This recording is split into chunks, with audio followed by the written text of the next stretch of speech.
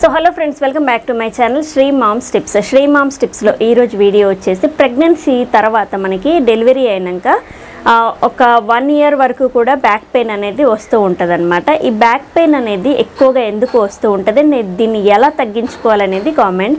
So దీని గురించి మనం ఈరోజు వీడియో అయితే క్లియర్గా ఎక్స్ప్లెయిన్ చేసుకుందాం. సో ప్రెగ్నెన్సీలో ఏంటంటే మెయిన్గా మనకి అందరు ఏంటంటే ఇంజెక్షన్ వల్ల అనుకుంటూ ఉంటారు, కానీ ఇంజెక్షన్ కంటే కూడా ఒక 3 రీజన్స్ వల్ల మనకి బ్యాక్ పెయిన్ అనేది ఎక్కువగా వస్తూ ఉంటుంది అనమాట. అది ఏంటంటే ప్రెగ్నెన్సీలో మనం ఎక్కువగా కూర్చొని పాలిస్తూ ఉంటాం బేబీకి. సో కరెక్ట్ పొజిషన్లో మనం కూర్చొని ఫీడింగ్ ఇవ్వడం వల్ల ఎక్కువగా నడుము మీద ఎఫెక్ట్ అనేది పడుతూ ఉంటుంది. బరువంతా పడి ఆ ప్రెజర్కి బ్యాక్ పెయిన్ అనేది ఎక్కువగా వస్తూ ఉంటుంది అనమాట. అప్పుడప్పుడు పడుకొని కూడా పాలు ఇవ్వచ్చు మధ్యాహ్నం టైంలో, నైట్ టైంలో అయితే కూర్చొని ఇవ్వండి. సో ఖచ్చితంగా ఎక్కువగా బ్యాక్ పెయిన్ ఉన్న వాళ్ళు కొంచెం పిల్లోస్ యూస్ చేసి ఫీడింగ్ అనేది ఇవ్వాలి.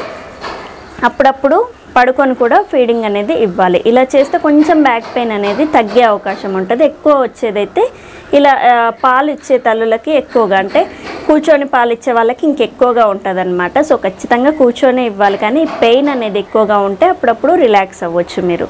అండ్ నెక్స్ట్ ఇంకొకటి దేనికి వస్తూ ఉంటుంది అంటే స్ట్రెస్ వల్ల కూడా మనకి బ్యాక్ పెయిన్ అనేది వస్తూ ఉంటుంది.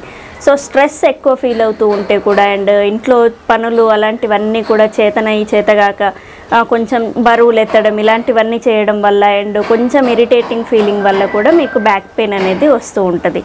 అండ్ దాని తర్వాత నిద్రలేమి సమస్య వల్ల కూడా మీకు ఎక్కువగా బ్యాక్ పెయిన్ వచ్చే అవకాశం ఉంటుంది. నిద్ర అనేది సరిగా పట్టదు. సో నిద్ర ఎక్కువగా పోకపోతే అండ్ రెస్ట్ ఎక్కువ తీసుకోకపోతే కూడా ఈ బ్యాక్ పెయిన్ అనేది ఎక్కువగా వచ్చే అవకాశం ఉంటుంది అనమాట. సో ఈ 3 రీజన్స్ వల్ల ఎక్కువగా బ్యాక్ పెయిన్ అనేది వస్తూ ఉంటుంది.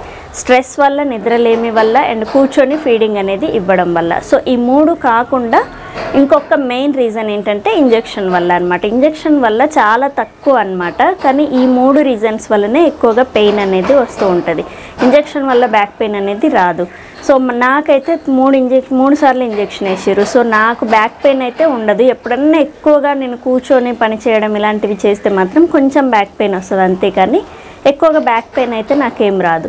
సో ఇంజెక్షన్ వల్ల వేసే పని అయితే, ఇంజెక్షన్ వల్లనే పెయిన్ వస్తే మాత్రం నాకు చాలా ఎక్కువగా అసలు నడుములు లేవకపోయేదన్నమాట. సో ఖచ్చితంగా ఒక ప్రెగ్నెన్సీకే మనకి నడుములు అనేవి బాగా పెయిన్ వస్తూ ఉంటాయి. సో స్ట్రెస్ అండ్ కొన్ని పనుల వల్ల, అండ్ కూర్చొని పాలివ్వడం వల్ల, ఎక్కువ వర్క్ ఇంట్లో రెస్ట్ ఎక్కువ లేకపోవడం వల్ల కూడా ఈ పెయిన్ అనేది వస్తూ ఉంటుంది. ఈ పనులన్నీ తగ్గించుకోండి, రెస్ట్ ఎక్కువ తీసుకోండి, కాసేపు పడుకొని కూడా పాలు ఇవ్వండి. సో అండ్ కాల్షియం ట్యాబ్లెట్స్ కూడా ఖచ్చితంగా యూస్ చేయండి మీరు, అండ్ బాయిల్డ్ ఎగ్ కూడా ఖచ్చితంగా తీసుకోవాలి. సో దీనివల్ల కాల్షియం ఎక్కువగా వస్తూ ఉంటుంది, ప్రోటీన్స్ వస్తాయి, కాబట్టి మీరు బ్యాక్ పెయిన్ అనేది కొంచెం కంట్రోల్ అయ్యే అవకాశం ఉంది. సో ఖచ్చితంగా ఇవి ట్రై చేస్తారనేసి ఈరోజు ఈ వీడియో షేర్ చేస్తున్నాను.